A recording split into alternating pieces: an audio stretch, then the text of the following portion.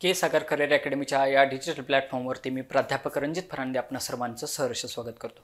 विद्यार्थी मित्रांनो, आपण 8 ऑक्टोबर 2022 रोजी झालेला जो कंबाईन पूर्व परीक्षाचा जो काही पेपर आहे त्याचं इन डिटेल ॲनालिसिस या ठिकाणी पाहतो। याच्या अगोदर आपले बरेचसे पार्ट याचे पडलेले आहेत।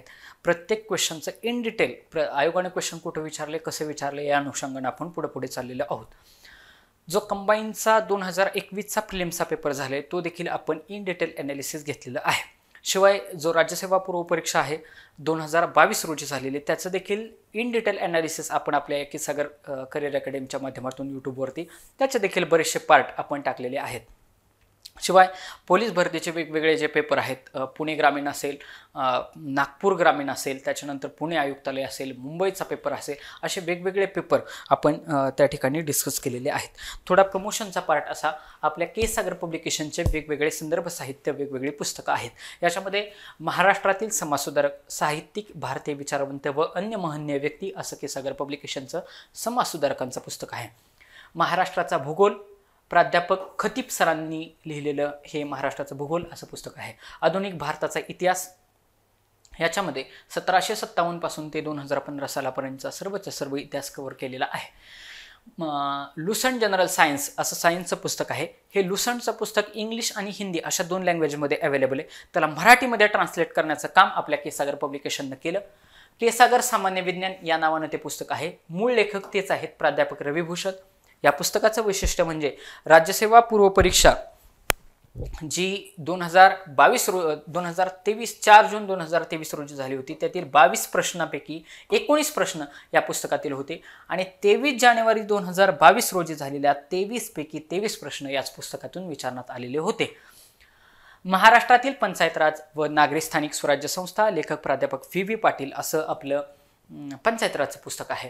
पॉलिटीचं पुस्तक आहे आपलं अत्यंत गाजलेलं पुस्तक आहे, polity of India with the special reference to the Maharashtra K Sagar publication असं नवीन संसद भवन असलेलं हे पुस्तक आपलं पॉलिटीचं पुस्तक आहे। अत्यंत दर्जेदार असं पॉलिटीचं पुस्तक आहे।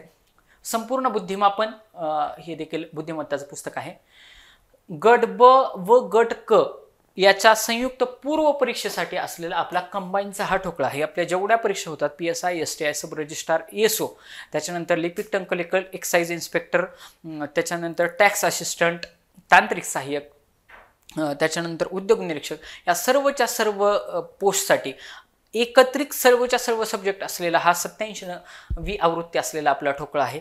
गट ब व गट क च्या 2022चा पेपर याच्यामध्ये सर्वच्या सर्व इन्क्लूड केलेले, अर्थसंकल्प याच्यामध्ये इन्क्लूड केलेले, ह्युमन डेव्हलपमेंट इंडेक्स असेल, जागतिक भूक निर्देशांक असेल, जागतिक शांतता निर्देशांक असेल, जागतिक विकास अहवाल असेल आणि जे काही लेटेस्ट सर्वे आता मार्केटमध्ये आलेले सर्वच्या सर्व या ठोकळ्यामध्ये इन्क्लूड केलेले आहेत। समग्र अंकगणित म्हणून देखील आपलं अंकगणितचं पुस्तक आहे। जसं बुद्धिमापनचं पुस्तक आहे तसं अंकगणितचं देखील पुस्तक आहे।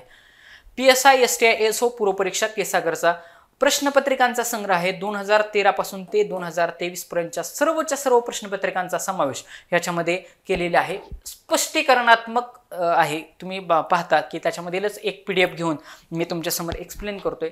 त्या PDF वरूनच तुमच्या दर्जा लक्षात येईल की स्पष्टीकरण अत्यंत किती चांगल्या पद्धतीने या ठिकाणी दिलेलं आहे। महाराष्ट्राचा इतिहास भारताच्या पार्श्वभूमीवरती असं इतिहासाचं पुस्तक आहे। आणि विद्यार्थी मित्रांनो, आपण आपले जे काय इतिहासाच्या सेक्शन पर्यंत आपण आलो होतो ते क्वेश्चन आपण पाहू। आता बघा 38 नंबरचा क्वेश्चन आहे, इतिहासाचे क्वेश्चन आपण पाहतोय। सांप्रदायिकतेच्या वाढीसाठी कारणीभूत ठरलेले खालील विधाने कोणाची आहेत? बघा कोणाची आहेत, म्हणजे खाली 4 विधानं दिलेत, 1, 2, 3 आणि 4। तर ही विधानं कोणाची आहेत असं आयोगाने क्वेश्चन विचारलेलं आहे। बघा, भारताला मातृभूमी मानणाऱ्या ड नंबरचं स्टेटमेंट वाचू आपण। आणि हा प्रश्न असा उभ्या फॉर्मॅटमध्ये विचारला होता, पण आपल्या जागेच्या अभावी आपण त्याला आडवा केलेला आहे। मग खाली 1, 2, 3, 4 अशा फॉर्मॅटमध्ये आपण त्या क्वेश्चनला बसवलेला आहे।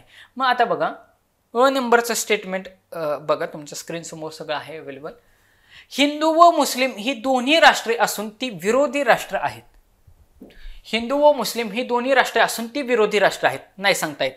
फोडा आणि राज्य करा हे धोरण हिंदुस्थानात अंमलात आणले पाहिजे आणि मुस्लिमांना हिंदूपासून अलग केलं पाहिजे। मग आता इथं काहीतरी क्लू भेटतो, फोडा आणि राज्य करा। बघा, फोडा आणि राज्य करा हे इंग्रजांची नीती होती. आपण 5वी पासून इतिहास ज्यावेळेस भारताचा स्वातंत्र्य लढा हा जो काही इतिहास आहे आपल्याला 5वीला आहे, 5वीला आहे, परत आय थिंक 10वीला आहे, 8वीला आहे.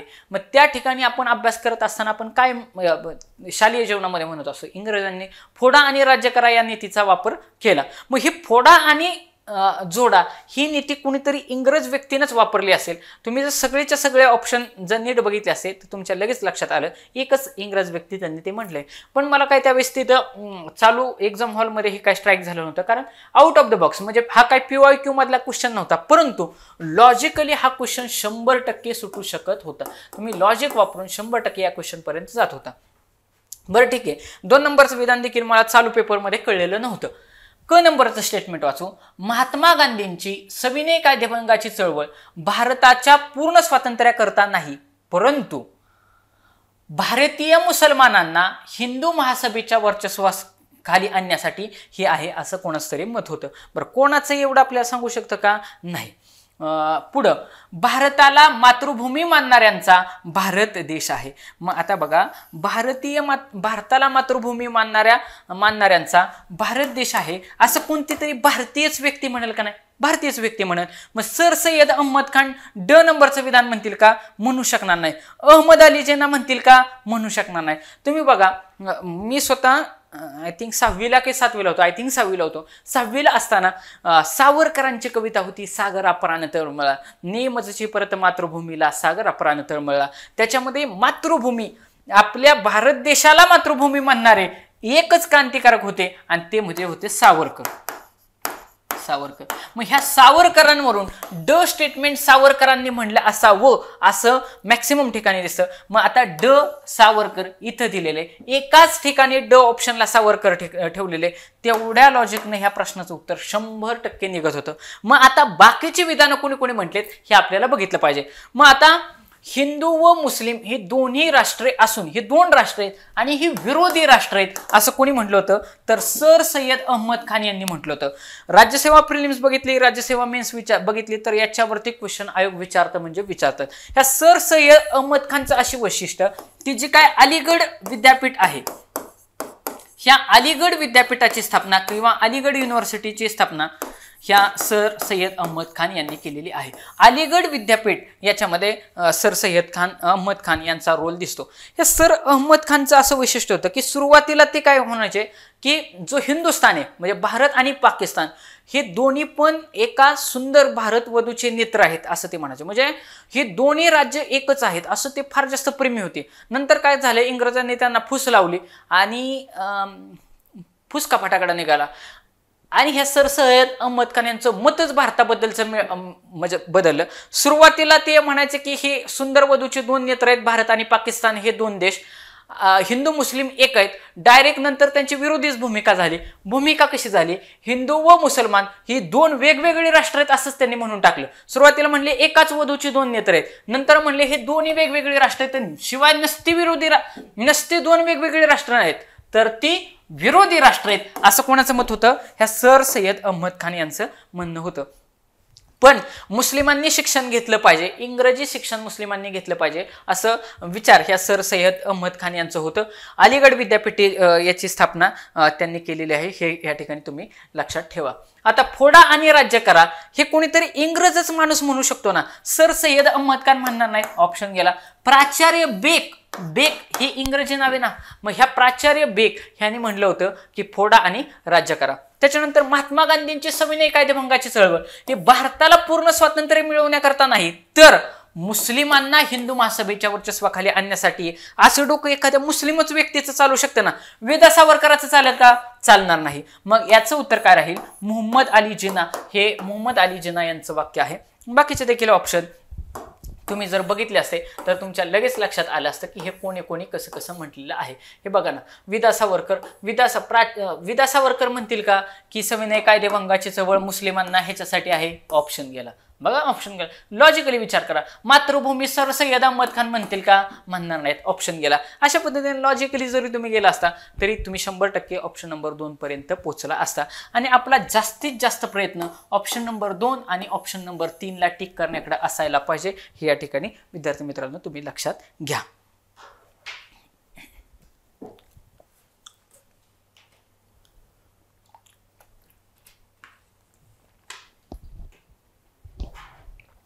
आता 39 नंबरचा प्रश्न आहे बघा. आत्ताच आपण पाठीमागच्याच लेक्चरला जे कालचं लेक्चर झाले त्या लेक्चरमध्येच मी ईस्ट इंडिया कंपनीबद्दल सांगितलं होतं, स्थापनेचं वर्ष लक्षात ठेवा हे पण सांगितलं होतं. आता बघा इथं विचारलंय 1 नोव्हेंबर 1866. 1866 म्हटलं की 100% ईस्ट इंडिया कंपनीची स्थापना आहे. ईस्ट इंडिया असोसिएशनच्या स्थापनेचा उद्देश काय होता? इंग्लिशमध्ये जर तुम्ही क्वेश्चन वाचला असता, व्हॉट वॉज द एम असं म्हटलं होतं. व्हॉट वॉज द एम, आणि तो उद्देश हा एकच असला पाहिजे. क्वेश्चन 100% अवघड होता बरं का, अवघड होता. सहजासहजी उत्तरापर्यंत पोरं गेली नाही त्याच्या. ज्यांनी इंग्लिशमध्ये क्वेश्चन वाचायला त्यांनीच, कारण खाली विचारलं होतं वरीलपैकी कोणती विधाने बरोबर आहेत, आणि आपलं लॉजिक आहे की जास्तीत जास्त विधानांना बरोबर करणे. मग आता बघा, ईस्ट इंडिया असोसिएशनची स्थापना कोणी केली? दादाभाई नौरोजी यांनी केली. दादाभाई नौरोजी यांनी ईस्ट इंडिया असोसिएशनची स्थापना केली. मग ते धार्मिक शिक्षण देण्यासाठी केली असेल का हो? ड ऑप्शन कसंच उत्तरामध्ये नाही पाहिजे. इथला ड गेला, इथला ड गेला, आलो आपण 50-50 वरती. एक तर अ ब तरी असेल किंवा क तर असेल. मी प्रामाणिकपणे सांगतो, मी ऑप्शन नंबर 1 ला मार्क केलं होतं, अ आणि ब ला जास्तीत जास्त विधा. स्त्री शिक्षण आणि राजकीय शिक्षण. मी डोकं काय लावलं की बाबा ही राजकीय संघटना होती, त्याच्यामुळं राजकीय शिक्षण दिलं असावं. परंतु विद्यार्थी मित्रांनो, मी त्या ठिकाणी चुकलो होतो. आयोगानं उत्तर या प्रश्नाचं लोकशिक्षण असं दिलेले. काय दिलेले? लोकशिक्षण. जर यदा कदाचित मी एक्झाम हॉलमध्ये त्यावेळेस इंग्लिशमध्ये क्वेश्चन रीड केला असता, वॉज द एम असं जर वाचलं असतं, तर 100% मी ऑप्शन नंबर क लाच मार्क केलं असतं. मला सांगण्याचा उद्देश काय की जर यदा कदाचित तुम्ही एखाद्या क्वेश्चनचं 50-50 मध्ये इलिमिनेट केले, 1 आणि 3 मध्ये कन्फ्युजन झाला, तर मी माझंच लॉजिक फॉलो केलं नाही. माझं लॉजिक असं की 1 आणि 3 मध्ये कन्फ्युजन झालं तर सरळ सरळ 3 ला घेऊन जा. 100% माहिती असल्याशिवाय ऑप्शन नंबर 1 ला जायचं नाही म्हणजे नाहीच. आणि मी चालू पेपरमध्ये ऑप्शन नंबर 1 ला टिक केलं. मी ऑनेस्टली तुम्हाला सांगतो, म्हणजे ह्या चुका माझ्या सांगण्याचा पाठीमागचा उद्देश काय की उद्या पुढे जाऊन तुम्ही त्या चुका केल्या नाहीत पाहिजे. आणि ह्या चुका होतात, ह्या सरावाअंतीच टाळता येतील, अशा टाळता येणार नाहीत.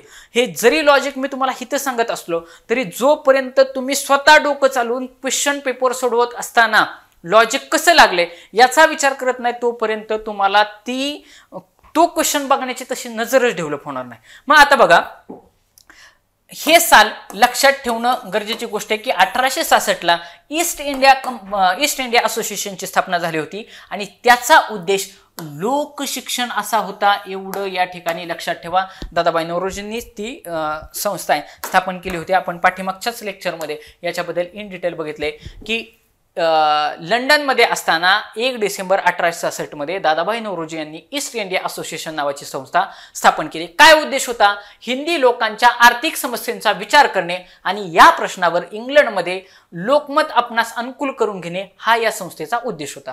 दादाभाई नौरोजी यांनी त्याची एक शाखा 3 वर्षानंतर 1866 नंतर 3 वर्ष किती 1869 ला मुंबईमध्ये देखील त्याची दुसरी शाखा काढली. हिंदी लोकांची घराणी जी काय ही इंग्लंड सरकारपर्यंत पुढे मांडली पाहिजेत, हा त्याचा सर्वात मोठा पाठीमागचा त्याच्या मागचा उद्देश होता. महाराष्ट्रातील समाजसुधारक आपलं जे काय पुस्तक आहे याच्यामधून हा चार्ट घेण्यात आलेला आहे. सोप्या कॅटेगरीतला प्रश्न होता. उत्तर यदा कदाचित 50-50 मध्ये काही जणांचं आलं असेल, काही जणांचं आलं असेल, पण 100% बरोबरच आला पाहिजे अशा कॅटेगरीतला तो क्वेश्चन नव्हता, हे या ठिकाणी लक्षात घ्या. आता पुढे बघा, हा क्वेश्चन बाकी 100% अभ्यासाचा भाग होता. ऑलरेडी आयोगानं PYQ विचारले, ॲज इट इज रिपीट झाला होता. आता बघा, बॉम्बे प्रेसिडेन्सी असोसिएशन. नसतं बॉम्बे असोसिएशन म्हणलं की वेगळी गोष्ट आहे. आपण पाठीमागच्याच लेक्चरला बघितलं. बॉम्बे असोसिएशन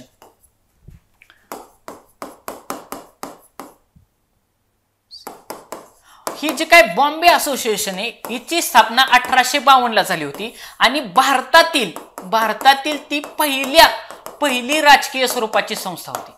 भारतातील पहिली राजकीय स्वरूपाची संस्था इंडिया असोसिएशन स्थापना आहे 1852 आणि भारतातली ती फर्स्ट राजकीय स्वरूपाची संस्था होती. त्याच्यामध्ये 2 व्यक्ती अत्यंत महत्त्वाचे होते, दादाभाई नौरोजी आणि जगन्नाथ नानाशंकर शेठ. ह्या 2 व्यक्तींनी बॉम्बे असोसिएशनची स्थापना केली. पण बॉम्बे प्रेसिडेन्सी असोसिएशन म्हटलं की 3 व्यक्ती लक्षात ठेवायचं, फिरोज शाह मेहता, बुद्दुद्दीन तैयबजी आणि केटी तेलंग. बघा, फिरोजशाह मेहता प्रेसिडेन्सी म्हटलं की 3 व्यक्ती लक्षात ठेवायचे, नसतं बॉम्बे असोसिएशन म्हटलं की 2 व्यक्ती लक्षात ठेवायच्या, दादाबाई नौरोजी आणि जगन्नाथ नाना शंकर शेठ. ह्याच्यामध्ये बॉम्बे असोसिएशनच्या हिथं मध्ये प्रेसिडेन्सी हा शब्द टाकला की 3 व्यक्ती डोळ्यासमोरच आल्या पाहिजेत. फिरोजशाह मेहता, बुद्दीद्दीन तय्यबजी आणि न्यायमूर्ती के.टी. तेलंग. बुद्दीद्दीन तय्यबजी आणि न्यायमूर्ती के.टी. तेलंग म्हणजे ब क ड हे व्यक्ती संदर्भात आहेत. ब क ड असं सरळ सरळ ऑप्शन नंबर 2 मध्ये दिलं होतं. गोपाळ गणेश आगरकरांचा बॉम्बे प्रेसिडेन्सीशी संबंध येत नाही. मग हे जे काय फिरोजशाह मेहता होते, हे फिरोजशाह मेहता यांना तर मुंबईचा सिंह म्हणायचे, मुंबईचा सिंह म्हणायचे.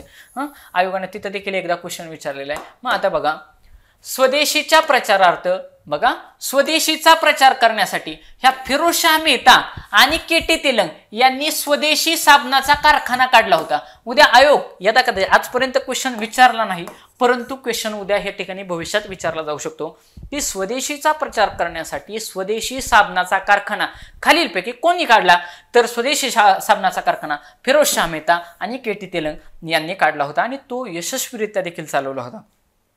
पुढं याच फिरोजशाह मेहता यांच्या पुढाकाराने सेंट्रल बँक ऑफ इंडिया ह्या सेंट्रल बँक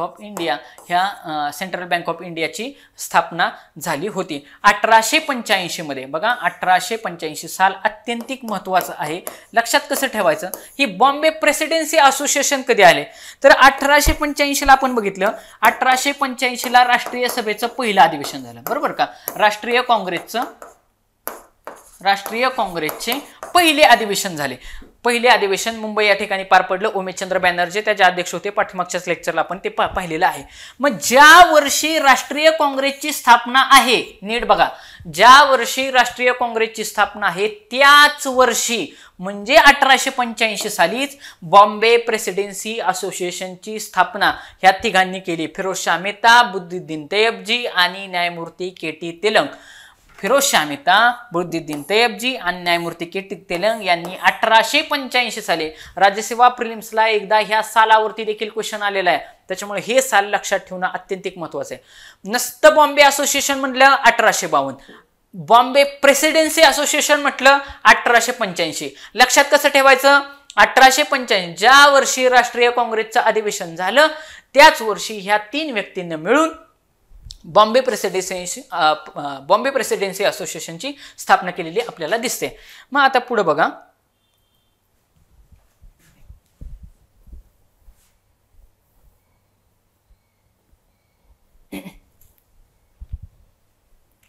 चौथ्या नंबरचा पॉइंट आहे. 1886 मध्ये मुंबई कायदेमंडळाचे सदस्य म्हणून फिरोजशाह मेहता यांची काय झाली होती, नियुक्ती झाली होती. 1892 मध्ये इम्पेरिकल काउन्सिलचा सदस्य म्हणून देखील त्यांची अत्यंत जबरदस्त व्यक्ती होती फिरोजशाह मेहता.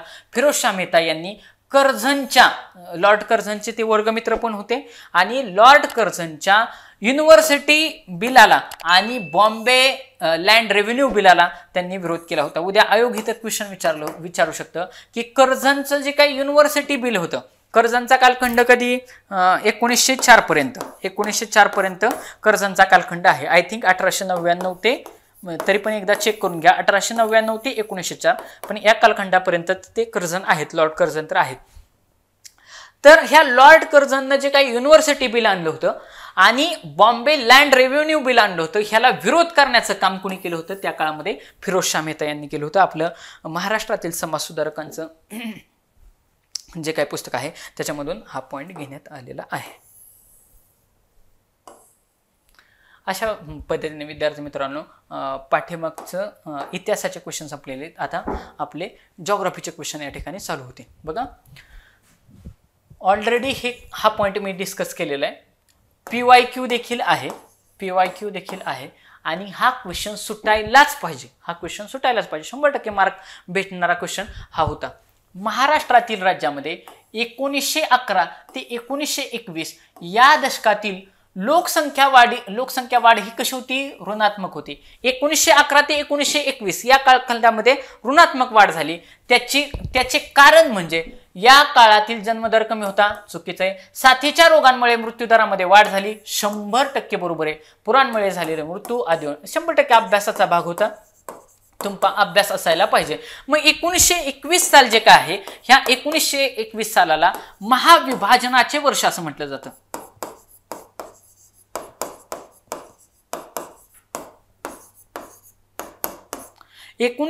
सालाला महाविभाजनाचे वर्ष का म्हटलं जातं?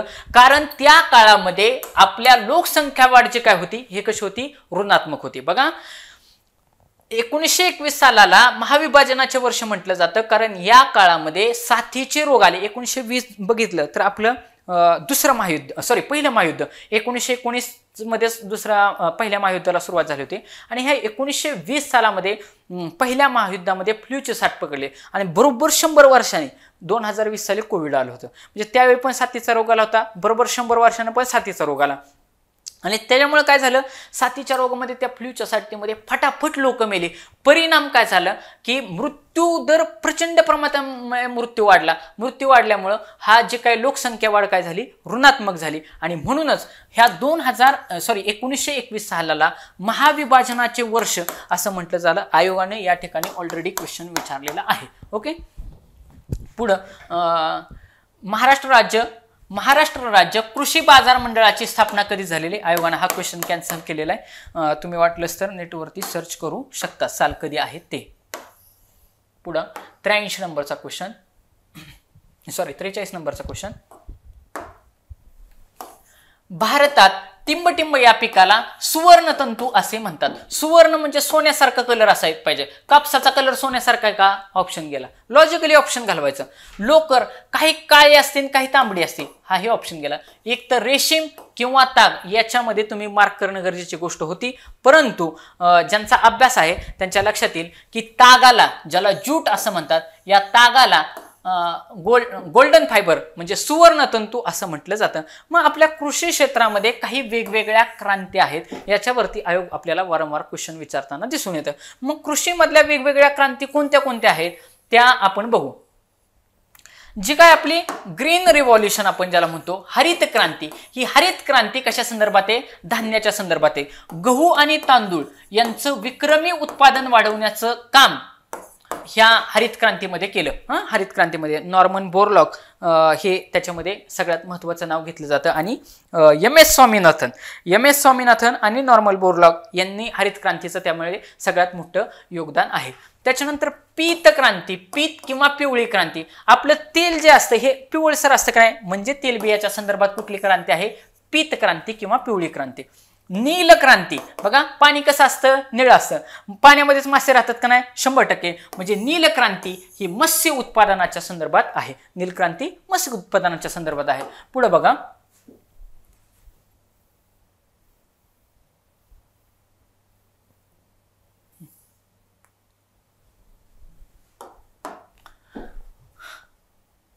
ब्राऊन रिव्हॉल्युशन, ज्याला तपकिरी क्रांती असं म्हणतात, ही चर्म उत्पादन म्हणजे जे काय चांबड्याचं उत्पादन केलं जातं ह्याच्या संदर्भात तपकिरी क्रांती आहे. सोनेरी तंतू क्रांती, ज्याला गोल्डन फायबर असं म्हटलं जातं, ताग किंवा ज्याला ज्यूट इंग्लिशमध्ये काय म्हणतात? ज्यूट म्हणतात. तर ह्या ज्यूटच्या संदर्भात गोल्डन फायबर, ज्याला सोनेरी तंतू क्रांती म्हणजे तागाचं उत्पादन. आपलं गोंडपाट नसतं का घरी, शेतकरी आपण वापरतो किंवा पावसाळ्याच्या दिवसात त्याचे कोप पण करतो किंवा आपल्या गोळीपेंडीची पोती पण तसलेच येतात गोंडपाटाचे. मग हे जे काय गोंडपाट जे काय आहे ते तागापासून बनवलं जातं. सोनेरी कलरचं दिसतं का नाही, म्हणून ही सोनेरी तंतू क्रांती जी काय आहे ही तागाच्या उत्पादनाचं सगळ्यात मोठं उदाहरण आहे. त्याच्यानंतर ही गोल्डन फायबर वेगळं आणि गोल्डन सोनेरी क्रांती वेगळी आणि सोनेरी तंतू म्हटलं की ताग. बघा, तंतू म्हटलं की ताग, फायबर म्हटलं की ताग, पण नसते सोनेरी क्रांती म्हटलं की ती फळाच्या संदर्भात आहे. बघा, फळे, उद्यान पिके, त्याच्यानंतर मधुमक्षिका पालन, सफरचंद याच्या संदर्भात कुठली गोल्डन रिव्हॉल्युशन. हिथं फसायचं नाही. गोल्डन फायबर रिव्हॉल्युशन आणि गोल्डन रिव्हॉल्युशन याच्यामध्ये 100% फरक आहे. गोल्डन फायबर म्हटलं की धागा म्हणजे त्याला तंतू असं म्हणता येईल. सोनेरी तंतू क्रांती म्हटलं की ताग येतं आणि नसते गोल्डन रिव्हॉल्युशन म्हणजे सोनेरी क्रांती म्हटलं की तुमची फळं येणार, त्याच्यामध्ये मधुमक्षिका पालन म्हणजे मध पण तसं सोनेरी दिसतं ना, मधुमक्षिका पालन असेल, सफरचंद असेल, इत्यादी सगळ्या कशात येतात, गोल्डन रिव्हॉल्युशन मध्ये येतात. त्याच्यानंतर करडी क्रांती जी काय आहे, ज्याला ग्रे रिव्हॉल्युशन असं म्हणायचं, तर ती खताच्या संदर्भात आहे. बघा, करडी क्रांती खताच्या संदर्भात आहे.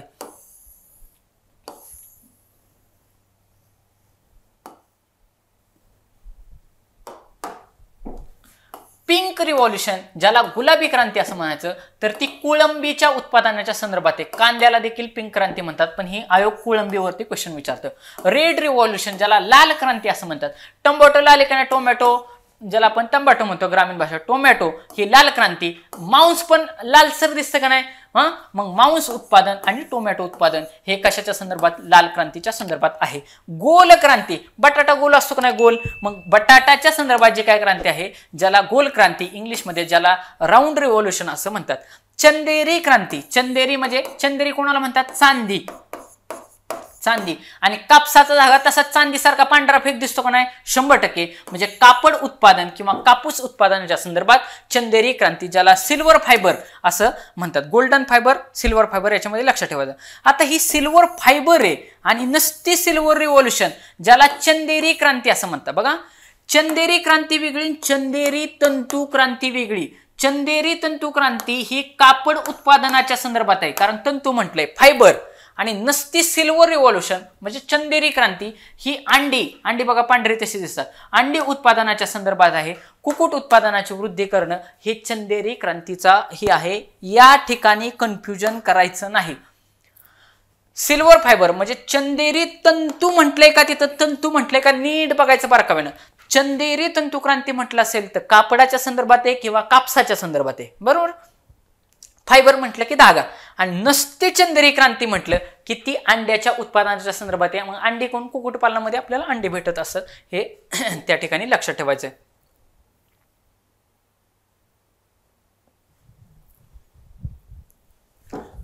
व्हाईट रिव्हॉल्युशन ज्याला श्वेत क्रांती किंवा धवल क्रांती असं म्हणतात, तर ती दुग्धाच्या संदर्भात आहे. वर्गीस कुरियन हे त्या ठिकाणी ह्याचे भारतामधले वर्गीस कुरियन हे त्याच्यातले ह्या धवल क्रांतीचे किंवा श्वेत क्रांतीचे. दूध पांढरं असतं का नाही, धवल कलर असतो का नाही, किंवा त्याला श्वेत असं असतो का नाही, मग श्वेत क्रांती किंवा धवल क्रांती ही दुग्ध उत्पादनाच्या संदर्भात आहे. पुढं सदा हरित क्रांती, हरित क्रांती वेगळं आणि सदा हरित क्रांती म्हणतोय. एव्हरग्रीन रिव्हॉल्युशन सर्वसमावेशक कृषी उत्पादन वृद्धी करणे. सर्वसमावेशक हा शब्द फार महत्वाचा आहे. सर्वसमावेशक अशा कृषी उत्पादन मध्ये वाढ करण्याचं काम ह्या एव्हरग्रीन म्हणजे सदाहरित रिव्हॉल्युशन मध्ये केलेलं आहे. त्याच्यानंतर ब्राऊन ब्लॅक रिव्हॉल्युशन म्हणजे तपकिरी आणि काळी क्रांती ही अपरंपरागत ऊर्जा निर्मितीची वृद्धी करणे. अपरंपरागत, परंपरागत वेगळं आणि अपरंपरागत वेगळं. अपरंपरागत म्हटलं की कुठलं, अपरंपरागत म्हटलं की सूर्य, वारा, समुद्राच्या लाटा हे कसे आहेत, ऊर्जेचे अपरंपरागत स्रोत आहेत. आणि परंपरागत स्रोत म्हटले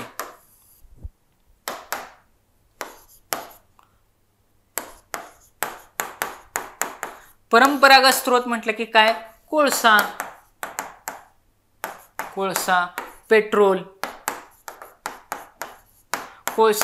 हे कसे आहेत, ऊर्जेचे परंपरागत स्रोत आहेत. ओके. आणि लास्ट पॉइंट आहे की फूड चेन रिव्हॉल्युशन, फूड ज्याला अन्न शृंखला क्रांती असं म्हणतात, तर ती अन्नधान्य, फळे, भाजीपाला वृद्धी यांच्या संदर्भात आहे. आपलं जे काय भारताचं भूगोलाचं पुस्तक आहे याच्यामध्ये हे इन डिटेल एक्सप्लेन केलेलं आपल्याला पाहायला भेटतं. अशा पद्धतीनं क्रांतीवरती क्वेश्चन आयोग वारंवार फिरून प्रश्न विचारलेले आहेत. तुम्ही जर PYQ काढून बघितले तर 100% याच्यावरती तुम्हाला क्वेश्चन सापडणार, म्हणजे सापडणारच. म्हणून सगळ्याच्या सगळ्या क्रांती या ठिकाणी मी तुम्हाला सांगण्याचा प्रयत्न केलेला आहे.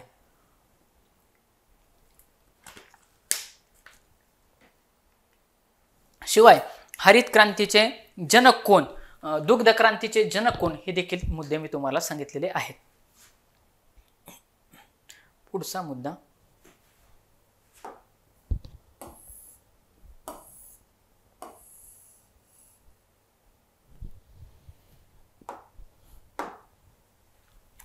महाराष्ट्राच्या पश्चिमेस उत्तर दक्षिण दिशेत खालीलपैकी कोणती डोंगररांग आहे? मग आता बघा बरं, महाराष्ट्राचा मॅप आपण असा डोळ्यासमोर आणला. महाराष्ट्राचा मॅप आपल्या डोळ्यासमोर आला.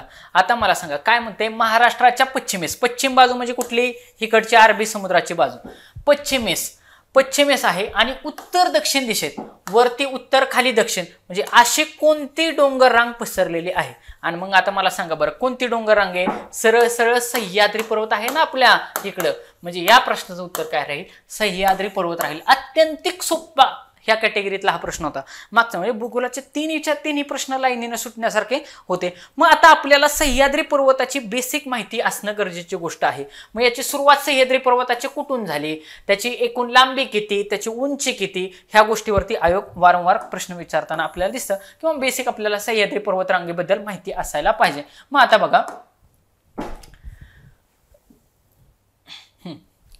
उत्तरेकडे नंदुरबार जिल्ह्यातील नवापूर पासून ते दक्षिणेकडील कोल्हापूर जिल्ह्यातील चंदगड पर्यंत चिंचोळा पट्टा, त्याला सह्याद्री किंवा पश्चिम घाट असेही म्हणतात. बघा, आपल्याकडे सह्याद्रीला पश्चिम घाट असं पण म्हणतात, म्हणजे पश्चिम घाट टोटल खालीपर्यंत म्हणतात, पण सह्याद्रीलाच पश्चिम घाट असं म्हणतात किंवा पश्चिम घाटाला महाराष्ट्रामध्ये सह्याद्री म्हणतात, असं लक्षात ठेवा.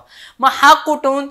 नंदुरबारमध्ये, उत्तरेला नंदुरबार जिल्हा आहे, खाली दक्षिणेला कोल्हापूर आहे, दक्षिणेमध्ये चंदगड आणि वरती उत्तरेला नंदुरबार मधल्या नवापूर या ठिकाणचा अख्खा डोंगराचा दक्षिण उत्तर पट्टा जो महाराष्ट्राच्या पश्चिमेला आहे त्याला काय म्हणतात? सह्याद्री म्हणतात. सगळ्यांना माहिती आहे, बेसिकल गोष्ट आहे. याला पश्चिम घाट, सह्याद्री पर्वतरांग असं देखील म्हटलं जातं. मग हा जो काही पश्चिम घाट आहे हा कन्याकुमारी पर्यंत पसरलेला आहे, हे आपल्याला या ठिकाणी लक्षात ठेवलं पाहिजे. मग आता हा जो काही आपला सह्याद्री आहे, ह्या सह्याद्रीची लांबी किती? उद्या आयोग जाऊन तिथं प्रश्न विचारू शकतं. तर महाराष्ट्रातील सह्याद्रीची लांबी, म्हणजे असा सपोज महाराष्ट्र विचारात घेतला, हा सह्याद्री विचार घेतला, हिथं आहे असं समजा नवापूर, नंदुरबारमध्ये आहे नवापूर, हिथं आहे चंदगड, कोल्हापूर मधलं चंदगड.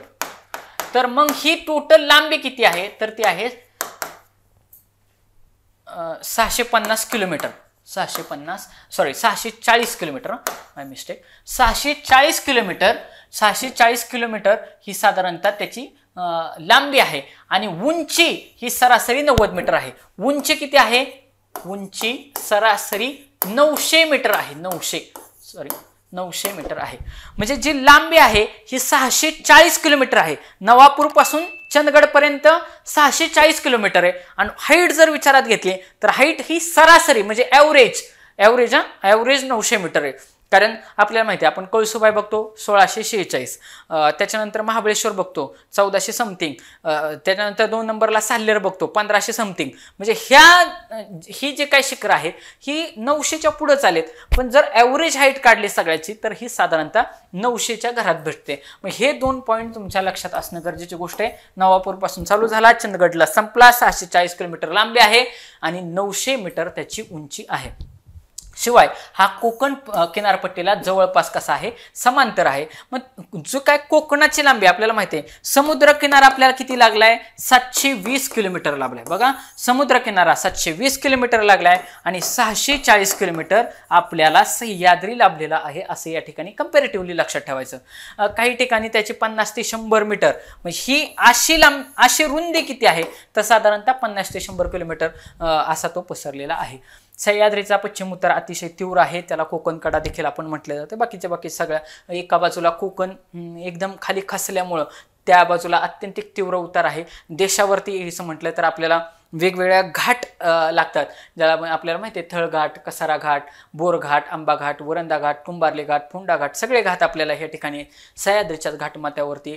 महाबळेश्वर आहे, उंची बघा इथं महाबळेश्वरची आली 1438 सारखी अनेक पठारे या ठिकाणी आपल्याला दिसत येतं. 1646 कळसुबाईची उंची हे राज्यातील सर्वोच्च शिखर आहे. इथं आयोगाने क्वेश्चन विचारलेलं आहे की महाराष्ट्रातील सर्वोच्च शिखर कुठलं? कळसुबाई. उंची किती आहे? 1646. 1 नंबर कळसुबाई, 2 नंबर साल्हेर आणि 3 नंबर महाबळेश्वर, अशी लाईनीनं शिखरं लक्षात ठेवायची. PSI STI पूर्व परीक्षा जो काय आहे त्याच्यामधून हा क्वेश्चन घेतलेला आहे.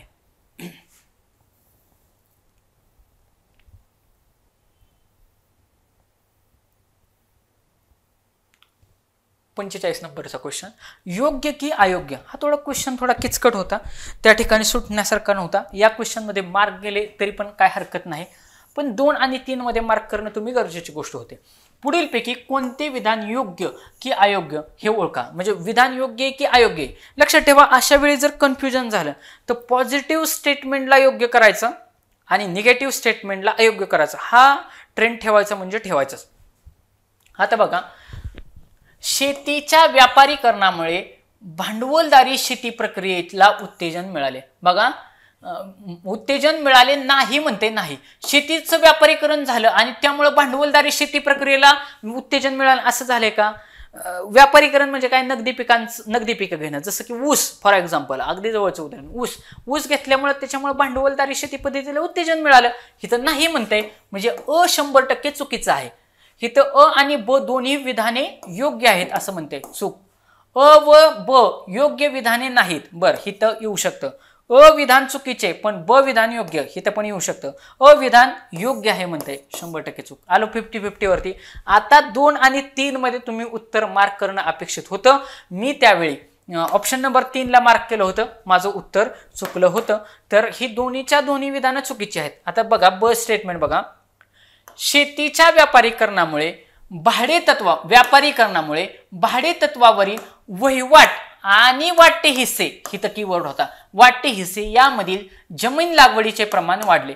म्हणजे शेतीचं व्यापारीकरण झालं की लोक वाट्यानं शेती करायला द्यायला लागले असं म्हणता येते.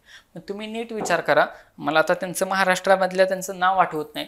त्यांनी काय केलं, एक कॉन्ट्रॅक्ट फार्मिंग नावाचा कन्सेप्ट आणला. म्हणजे ती काय करतात, लोक 10-15 शेतकरी एकत्र येतात, प्रत्येक त्यांची 5-6 काय वॉटेवर 2-4 एकर जमीन देतात, एकत्रच उत्पादन घेतात आणि डायरेक्ट ट्रान्सपोर्ट करतात आणि त्याच्यातून भरघोस असा नफा कमवतात. मग त्यावेळी जर तुमचं व्यापारीकरण झालं, बघा व्यापारीकरण झालं, तर तुम्ही वाट्याने जमीन देणार नाही, त्याचे वाटे हिस्से करणार नाही. आणि इथं म्हणते वाटे हिस्से करणार.